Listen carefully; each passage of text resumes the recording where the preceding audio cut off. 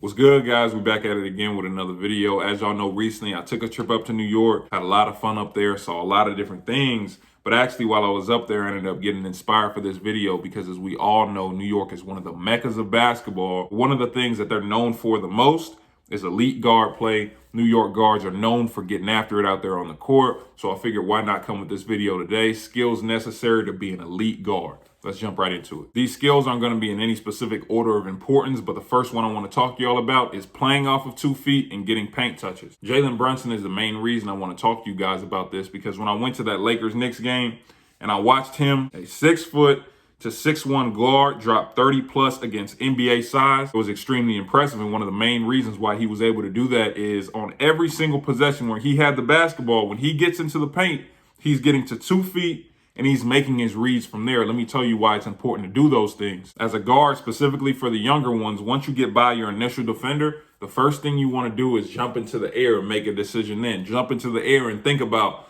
oh, am I going to shoot this layup or am I going to make this pass? But what you're going to realize as you increase in levels, as you get older, as you go from high school to college, guess what? Those bigs are more athletic, they're faster, they're smarter. Guess what? The other guards that you're playing against are bigger, smarter, faster. So when you get past your initial defender and you jump into the air, that layup that you thought you had, that big, that 6'10" is going to come over and block that. Or that pass that you thought you had because you jumped into the air, the guards are faster. They're cutting in front of that and that pass isn't there anymore. Not to mention, like I said, everyone out there is smarter. So the coaches are telling their players, hey, if that guard leaves his feet at all, slide over, take the charge, we're going the other way. I've seen so many freshman guards get caught up like that because they want to jump into the air every time they get into the paint, and it ends in a turnover or a bad possession, and all of a sudden they're on the bench, which is why I'm telling you guys how important it is to add this into your game now. It makes you so much more effective out there on the court. Once you get downhill and you're playing off 2 feet in the paint, you have time. You have time. That's the biggest difference than when you're out of control and you don't know what you're going to do. When you get to 2 feet, you have time in the paint. You have time to pivot, look around. Okay, that guy in the corner is cheating in a little bit. I'm going to shoot it to the corner for the open 3. No one's cheating in on me at all. Let me pivot, get to this layup. Okay, if I'm coming off a pick and roll, let me get to 2 feet, good base, so I can get to my floater. It just opens up your game if you play off 2 feet, because now your defender doesn't know if, okay, is he going to get to his floater? Is he going to try to explode off of 2 feet in the finish? Is he going to stop on 2 and pivot? Rather than always going to jump into the air, and he can only do 2 things, pass it or try and shoot it. Either way, I'm going to be there, and it's going to be a tough shot. Next skill I want to talk to y'all about is being a knockdown shooter, being able to make open jump shots. And when I say that, I'm not saying you got to be the greatest shooter in the world. I'm not saying you got to be Steph Curry, but you have to be able to make an open jump shot. You have to be able to make the defense respect you as a shooter. The only guards that can really get away with not being a knockdown shooter are the ones that are freak athletes, that are so crazy going downhill that no one's stopping them. They can get to the paint whenever they want.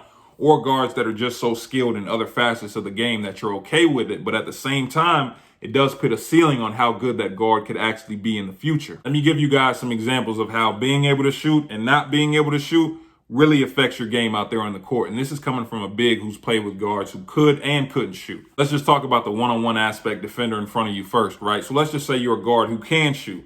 That defender in front of you is going to have to play you closer, which means when you put the ball on the ground, you're going to have an easier time getting by him, getting to the paint, getting the 2 feet, and being able to make a read. But if you're a guard who can't shoot, what does that mean? Your defender is going to stay back. So when you attack him, more times than not, it's going to be harder to get by him. It's going to be harder to make reads because there's not going to be as much space. The space that you're going to have is going to be in front of you because they want you to shoot the basketball. Let's just say you're in a pick and roll situation. If you're a guard who can shoot, when I come set that screen, that guard has to try and get over it. So more times than not, I'm going to hit him.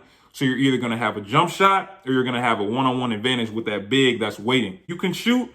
That big has to respect that. So he has to step up a little bit, which means I get a lob or I get a drop off. If you can't shoot and I come set that ball screen, your defender is going to go under my screen and my defender is just going to sag. So we're not going to create an advantage at all. Becoming a better shooter as a guard not only opens up your game individually, but it also can help you create opportunities for your teammates to get easy buckets. Another necessary skill that a lot of elite guards have is that they are great defenders. And I found that with a lot of players nowadays, defense isn't on the front of their minds. Offense is, they're thinking about scoring, they're thinking about getting all these highlight plays. But defense is what's going to get you on the floor. At every single level, defense is what's going to get you on the floor. And especially as a guard, as you start to go up levels, especially when you get to college, not playing defense is one of the main reasons why most guards don't get on the floor, because you're not used to being attentive every single possession. You're not used to staying in a stance every single possession. You're not used to getting through screens from guys that are 6'10", 6'11", 7 feet, and you have to get through the screen because coaches will tell you the only reason you get screened is if you want to get screened.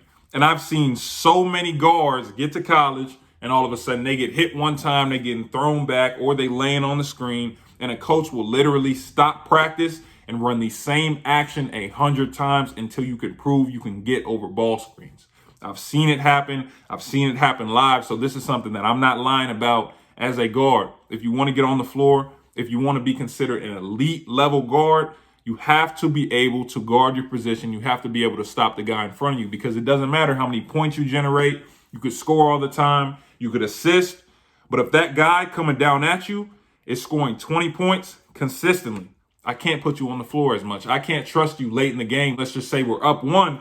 I can't have you in there because you're not going to guard that guard and it's going to be an easy bucket. Think about these things, especially if you want to take your game as a guard to the next level and be able to play 2 sides of the court, not just one. The last 2 necessary skills I want to talk to y'all about is being a coach on the floor and also taking care of the ball. And these kind of go hand in hand, because as a coach on the floor, what that means is you have to be that player who tells everyone where they needs to go, because I've done it before. I know a lot of my teammates have done it before. Coach calls a timeout. He draws up a play.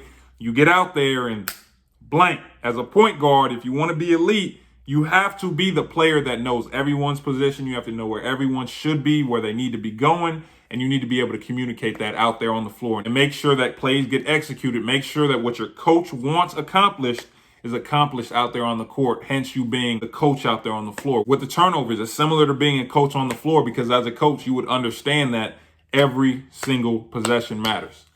Every single possession matters. So as a guard, you should understand the same thing. You should not be lackadaisical with the ball. You should understand that the basketball is something you need to take care of, because more times than not, the team that has the most turnovers is going to lose the game. The team that takes care of the ball and has a point guard that's under control, that knows what he's doing, that knows where everybody needs to be. Okay, you're in the wrong spot. You need to go over here. I have the ball. I'm making sure I'm taking care of it and I'm not turning the ball over. Those teams usually win games. So to be an elite guard, you have to consistently be able to take care of the ball, but at the same time, be the coach out there on the floor. Like I said, know where everybody needs to be and keep everything moving in the right direction. All in all, remember what I'm telling you guys: to be considered an elite level guard, you have to do all of these things. Not one time, not one game, not 2 games.